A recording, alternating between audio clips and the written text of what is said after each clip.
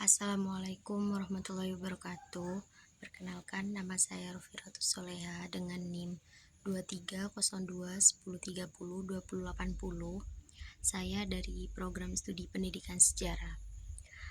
Di sini saya akan mereview video yang berjudul The Trial of the Chicago 7, yang mana tugas ini berkaitan dengan judul demokrasi pada mata kuliah pendidikan kewarganegaraan.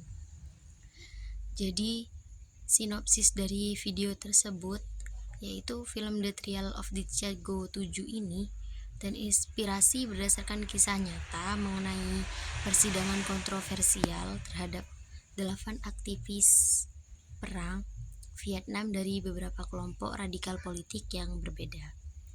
Pada awalnya, aksi unjuk rasa yang diikuti oleh ribuan demonstran ketika konvensi nasional Partai Demokrat di Chicago pada tahun 1968 berlangsung dengan damai.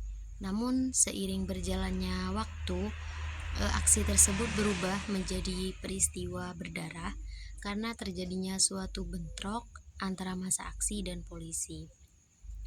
Namun anehnya, peristiwa demonstrasi yang terjadi pada masa pemerintahan Presiden Lyndon B. Johnson tersebut tidak langsung digugat pada masa itu, tetapi pemerintah baru menggugat para terdakwa provokator kerusuhan ketika Richard Nixon menjabat sebagai presiden. Terdakwa yang terdiri atas Abby Hoffman, Jerry Rubin, Tom Hayden, David Dellinger, Rennie Davis, dan Lee Weiner dan John Froines menghadapi berbagai rintangan selama proses persidangan berlangsung.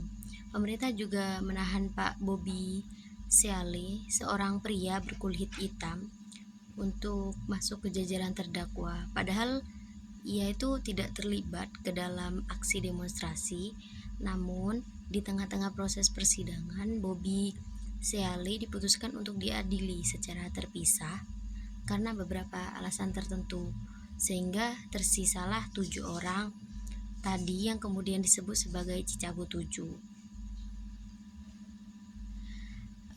Review dari video ini yaitu bagi kita yang masih awam dengan kondisi Amerika pada tahun 1960-an mungkin akan sedikit kebingungan.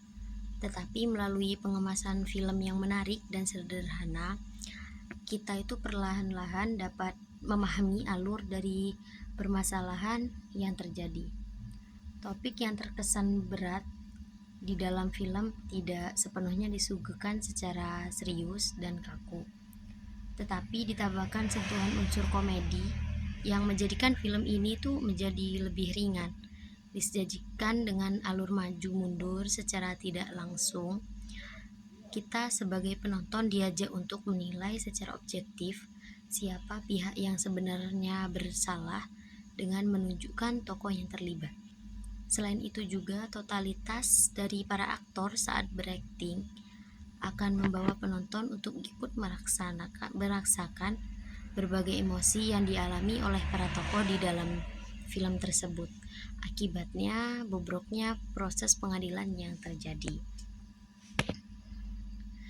Meskipun peristiwa Chicago 7 terjadi pada tahun 1968, tetapi peristiwa ini tuh masih sangat relate dengan berbagai isu yang ada di masyarakat pada masa modern.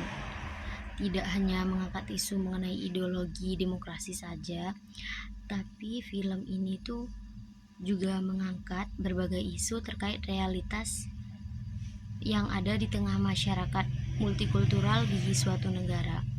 Rasisme, diskriminasi, perbedaan kepentingan, dan masih banyak hal lain bercampur menjadi satu di film tersebut.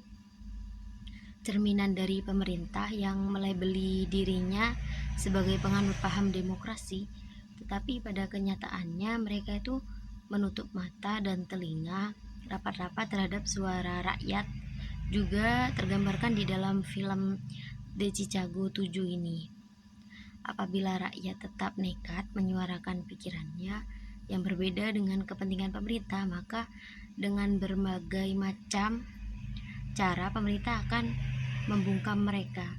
Berangkat dari hal tersebut, kita itu dapat belajar bahwa sangat sulit untuk bersikap tidak bias terhadap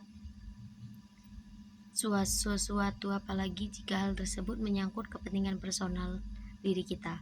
Tak terkecuali pihak pemerintah yang seharusnya mengayomi masyarakat. Sekian dari saya, kurang lebihnya saya mohon maaf. Wassalamualaikum warahmatullahi wabarakatuh.